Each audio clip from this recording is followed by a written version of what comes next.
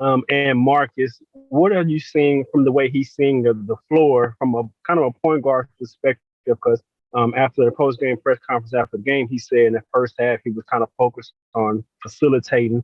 So I'm interested to hear from your perspective. What's your assessment of how he's seeing the floor from a point guard's perspective? Well, sometimes the point of emphasis in certain games changes.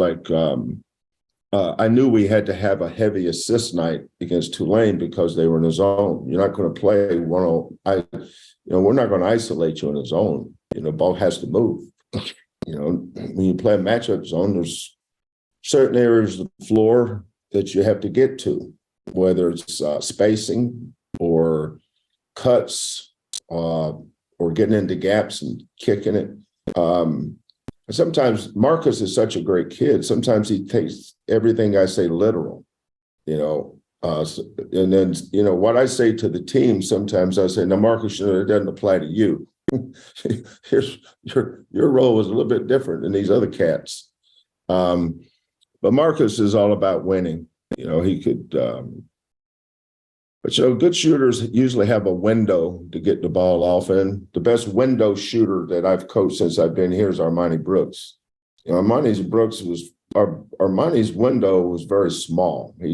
Because Armani had almost a 6'9" wingspan. When he extended his shot behind his head in his release,